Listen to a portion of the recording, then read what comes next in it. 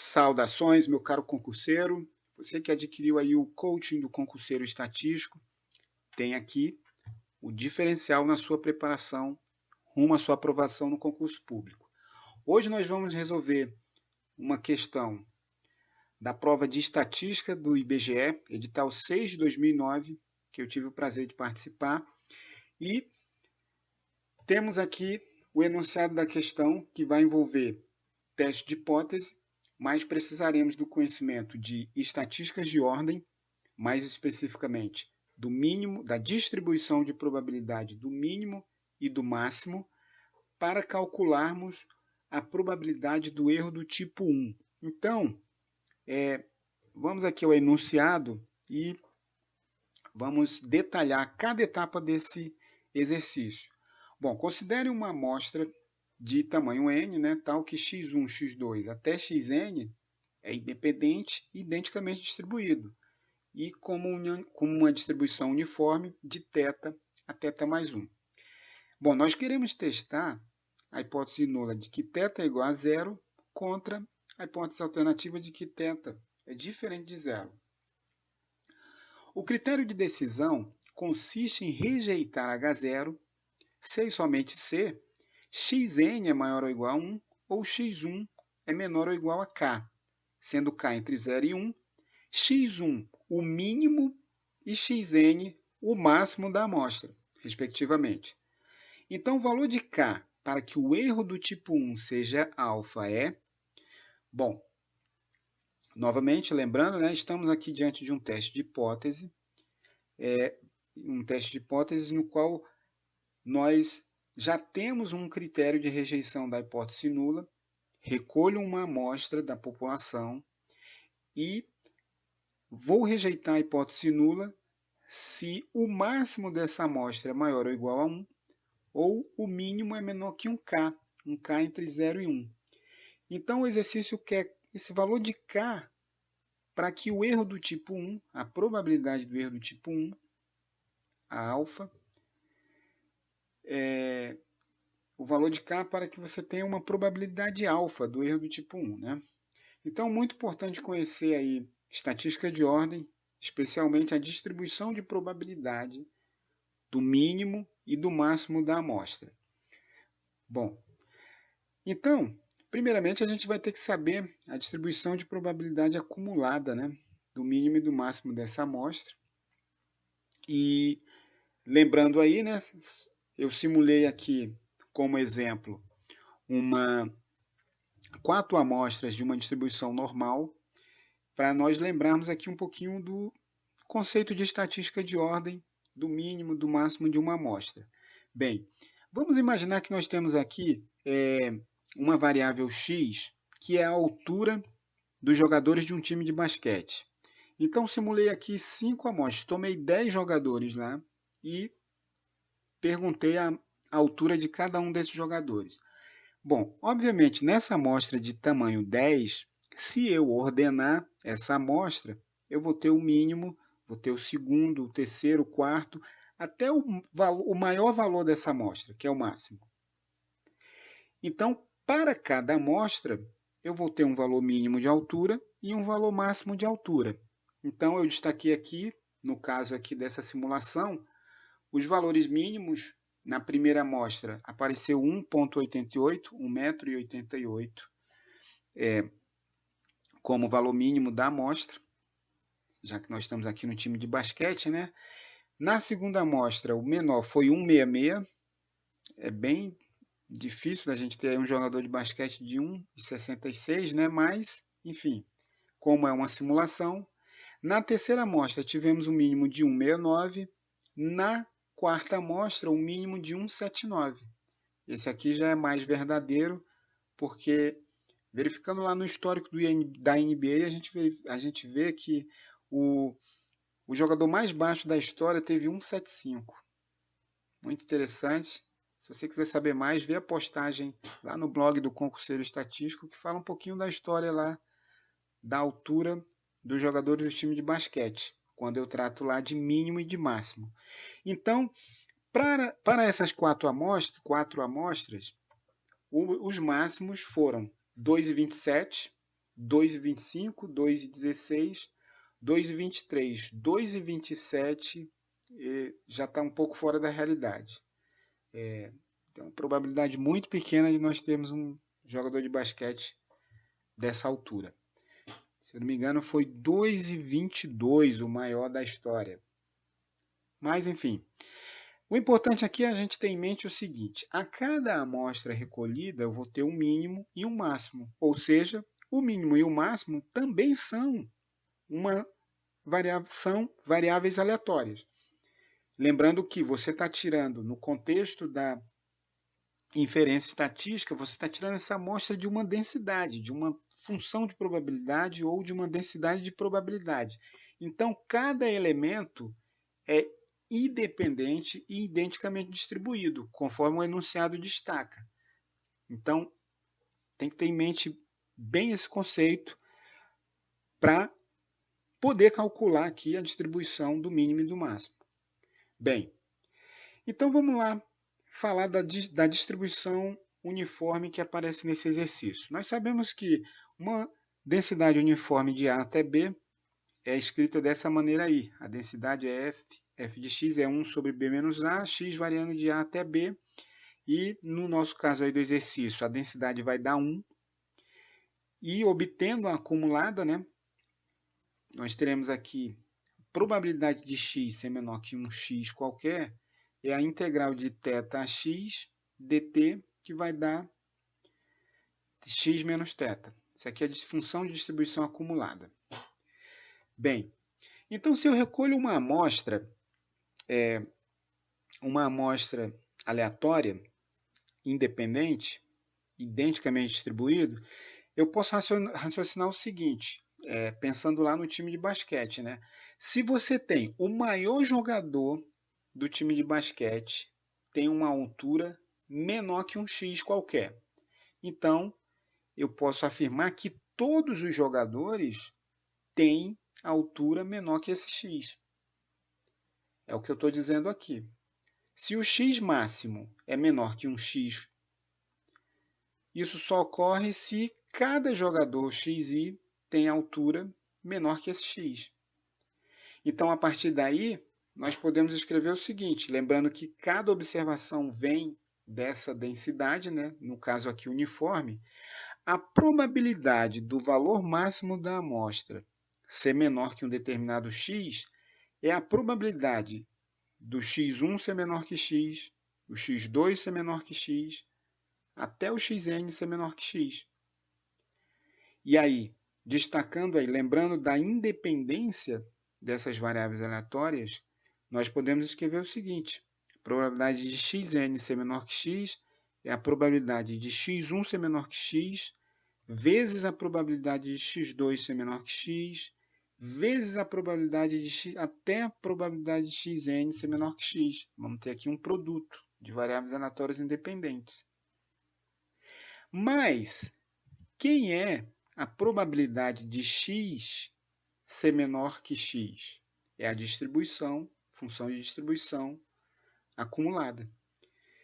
Então, para uma amostra de tamanho n, a função de distribuição acumulada da variável aleatória máximo da amostra vai ser o produto, como aqui é independente, identicamente distribuído, cada variável aleatória dessa aqui vai ter a distribuição f de x, que foi amostrada inicialmente. Então, aqui eu terei a minha variável aleatória x, a probabilidade, a função de distribuição acumulada, elevado a n, porque serão n fatores da amostra de tamanho n, considerada a independência e que são identicamente distribuídos. Só mais uma informação importante, né? Se eu tenho a função de distribuição acumulada e eu derivo essa função, eu obtenho a densidade. Já tivemos aí várias questões desse tipo. Na banca ESAF costuma cair bastante essa questão. Também na banca FGV já caiu aí um concurso anterior, já vi pelo menos umas 2 vezes Na ESAF já vi cair no concurso da SUSEP. E é uma questão que sempre cai. É uma questão clássica, né? Então tá aí, se nós quisermos obter a distribuição acumulada, função de distribuição acumulada, ou a densidade da minha variável aleatória máximo de uma amostra, eu vou ter que ter a acumulada da densidade original, e assim eu obtenho a distribuição acumulada e a densidade dessa distribuição do máximo da amostra. Bom, e aqui lembrando só, se eu for derivar a acumulada, né? Aqui, regra da cadeia, n vezes essa função aqui elevada a n menos 1 vezes a derivada do que está aqui dentro. Só que a derivada de uma distribuição acumulada é uma densidade. É o que está escrito aqui. Bem, em outro sentido, para eu obter a função de distribuição acumulada ou a densidade do mínimo, eu raciocino de uma maneira oposta. Se o mínimo da amostra é maior que um determinado x, então toda a amostra é maior que esse x. Mais uma vez, pensando lá no time de basquete, se o menor jogador do time tiver a altura maior que 1,75, por exemplo, se o menor tem altura maior que 1,75, então todos os jogadores do time vão ter altura maior que 1,75. E aí eu escrevo da mesma forma, a probabilidade de que o mínimo seja maior que x é a probabilidade de que cada jogador tenha altura maior que esse x. Lembrando a independência, identicamente distribuído, vamos obter esse produto. Como aqui nós temos a probabilidade de x ser maior que x, isso aqui é 1 menos a probabilidade de x ser menor ou igual a x, que é a acumulada de uma distribuição. E então, podemos escrever o seguinte: a probabilidade do mínimo ser maior que x é o produto de 1 menos a probabilidade de cada elemento da amostra ser menor que esse x. Faço esse produtório aqui. Desenvolvendo, como é independente e identicamente distribuído, veja que aqui agora eu tenho um x, a minha distribuição original.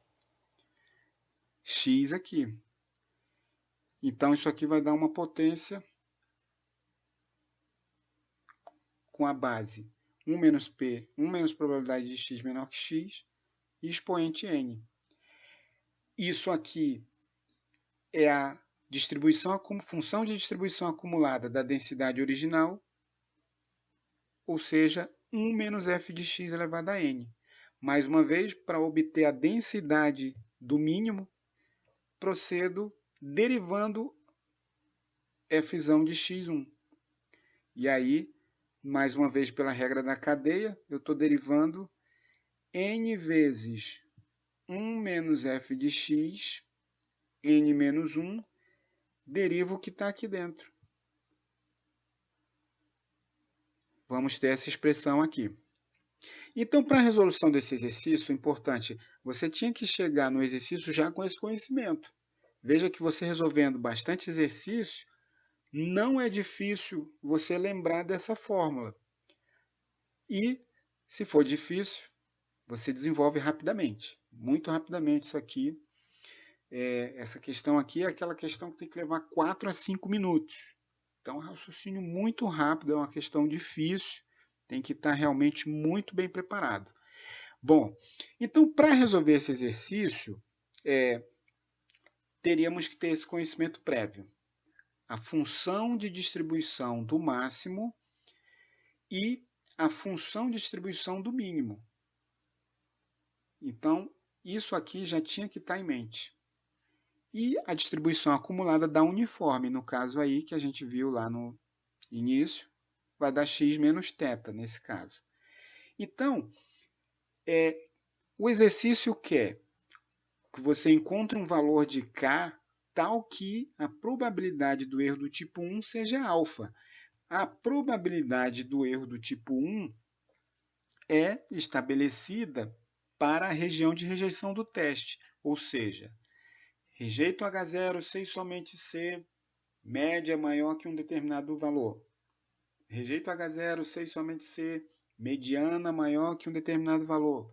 Rejeito H0, sei somente se o mínimo da amostra for menor que determinado valor. Então, cada uma dessas estatísticas de teste terão uma função de distribuição que nos permitirá calcular essa probabilidade. É muito importante sabermos aquilo que estamos fazendo. Então, se você sabe o que está fazendo, certamente esse raciocínio vai ser bem rápido.